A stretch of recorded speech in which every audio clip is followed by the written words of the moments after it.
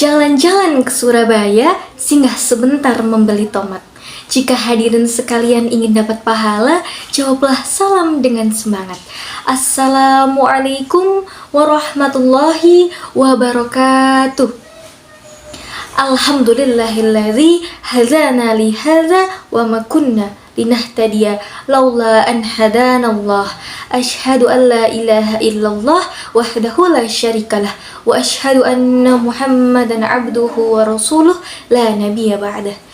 Yang terhormat Bapak Widayanto selaku dosen pengampu mata kuliah PAI kelas kami, dan yang saya hormati dan saya banggakan hadirin sekalian yang berbahagia. Puji syukur marilah kita panjatkan kehadirat Allah Subhanahu wa Ta'ala, yang mana telah memberikan nikmat dan karunia-Nya, baik itu nikmat iman, nikmat Islam maupun nikmat kesehatan, dan masih banyak nikmat lain yang telah Allah berikan kepada kita, yang mana sudah seharusnya kita tetap bersyukur terhadap nikmat yang Allah berikan kepada kita. Sholawat bertangkaikan salam tak lupa kita haturkan kepada kekasih Allah, Nabi Agung Nabi Yuna Muhammad Sallallahu Alaihi Wasallam, dan semoga kita semua mendapatkan syafaatnya di yaumul kiamah kelak. Amin ya rabbal alamin. Hadirin hadirat yang insya Allah dimuliakan oleh Allah Subhanahu Wa Taala. Tak memperpanjang mukadimah lagi, maka di sini izinkan saya, Elga Andriana Mario, pada kesempatan kali ini menyampaikan sedikit ceramah tentang tayamum sebagai cara bersuci. Seperti yang kita tahu, tayamum adalah tata cara bersuci di mana kita diberikan alternatif ketika tidak ada air. Dalam kondisi ini, Islam menekankan kita untuk menjaga kebersihan. Nah, istilah tersebut adalah toharoh. Nah, dalam toharoh ini biasa kita lakukan ketika ingin atau hendak melaksanakan ibadah sholat. Dan namun Allah memberikan alternatif berupa tayamum. Nah, seperti yang kita tahu, tayamum adalah tata cara bersuci yang tanpa menggunakan air sebagai pengganti wudhu ketika akan sholat. Nah, dalam kondisi ini Allah memberikan alternatif ketika dalam keadaan darurat, dalam perjalanan, sakit, atau ketika memang dalam kondisi yang tidak diperbolehkan menggunakan air, diperbolehkan tayamum. Seperti mana dalam Quran surat Al-Maidah ayat 6 yang artinya, jika kalian sakit, jika kalian dalam perjalanan, jika kalian selesai dari buang air, atau kalian menyentuh perempuan lalu kalian tidak menemukan air, maka bertayamumlah dengan debu yang suci. Usaplah mukamu, wajahmu, dan tanganmu menggunakan debu tersebut, karena Allah tidak ingin sedikit pun menyulitkan hambanya, tapi Allah ingin membersihkan kamu dan menyempurnakan nikmatnya bagimu agar kamu senantiasa bersyukur. Nah, dari ayat tersebut kita tahu bahwa tayamum adalah bentuk kasih sayang Allah kepada hambanya yang akan melaksanakan ibadah bisa dalam kondisi apapun. Nah, meskipun dalam kurun waktu 10 tahun lamanya tidak menemukan air, maka diperbolehkan untuk bertayamum, seperti mana diriwayatkan dari Abu Daud dan Tirmizi, Rasulullah Shallallahu Alaihi Wasallam bersabda, tanah yang baik bagi umat muslim adalah berwudu. Meskipun tidak menemukan air dalam kurun waktu 10 tahun, tapi ketika telah menemukan air, maka bersihkanlah kulit kalian menggunakan air tersebut. Hadirin yang insya Allah dimuliakan oleh Allah Subhanahu wa Ta'ala.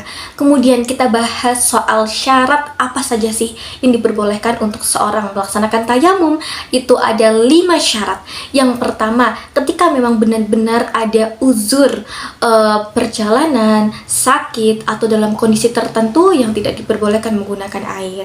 Dalam perjalanan yang musim kemarau atau di pegunungan yang memang sulit untuk menemukan sumber air, maka diperbolehkan untuk bertayamum. Yang kedua, ada ketika memasuki waktu sholat. Nah, di sini dimaksudkan agar tayamum memang benar-benar untuk bersuci yang tidak digunakan secara sembarangan.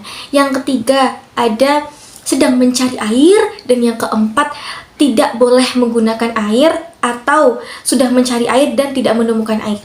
Nah, di sini telah ditekankan bahwa ketika dalam kondisi tertentu, dalam perjalanan, dalam sakit, memang jika tidak diperbolehkan untuk menggunakan air, maka diperbolehkan untuk berwudu. Ketika kita akan bertayamum, maka kita harus berikhtiar terlebih dahulu mencari air. Jika memang benar-benar tidak menemukan air, maka diperbolehkan untuk bertayamum. Dan yang terakhir adalah menggunakan debu yang suci. Seperti yang kita tahu, debu yang suci yang tidak terkena hadas, sebagaimana Quran surat An-Nisa ayat 43. A'udzu billahi minasyaitonir rajim. Bismillahirrahmanirrahim. Wa in kuntum mardaa aw ala safarin aw jaa ahadum minkum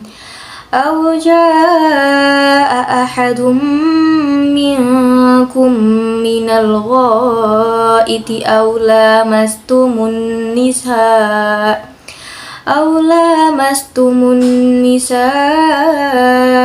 falam tajidu ma'an fatayammamu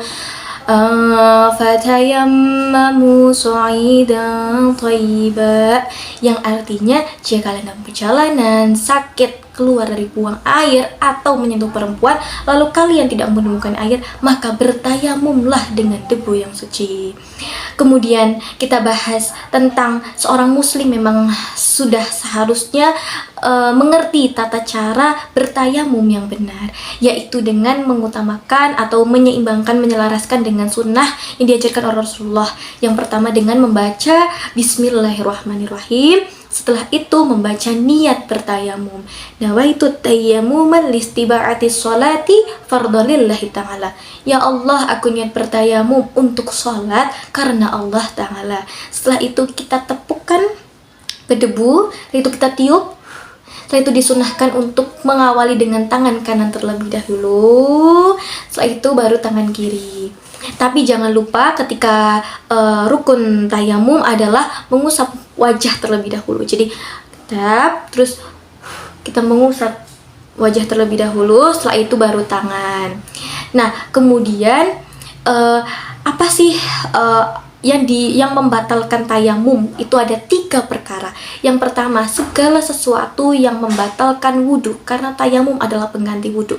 Kentut, buang air kecil, buang air besar, bersentuh dengan bukan mahram, dan lain sebagainya. Yang kedua, melihat air sebelum waktu sholat. Ketika kita melihat air sebelum Allah Akbar, maka tayamumnya gugur dan harus berwudu untuk menggantikan tayamum tersebut. Yang ketiga adalah murtad. Ketika seorang itu keluar dari agama Islam, maka memutus semua tali ibadah termasuk dengan tayamum. Oleh karena itu, dari penjelasan tersebut dapat kita simpulkan bahwa Islam adalah agama yang penuh dengan kasih sayang dan tidak mau menyulitkan umatnya, di mana Allah memberikan alternatif ketika memang tidak ada air, maka tayamum menjadi solusi. Oleh karena itu, mari kita bersama-sama untuk jaga dan perbaiki kesucian diri kita. Mari kita lakukan sesuai tuntunan syariat Islam, mengetahui kapan diperbolehkan untuk tayamum dan kapan diwajibkan untuk berwudu, sehingga sholat atau ibadah kita benar-benar diterima oleh Allah Subhanahu wa Ta'ala.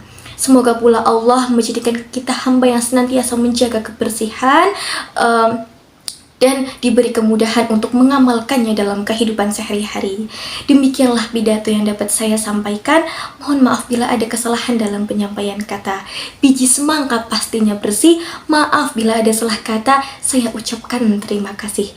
Wallahul muwaffiq ila aqwamit thoriq. Wassalamualaikum warahmatullahi wabarakatuh.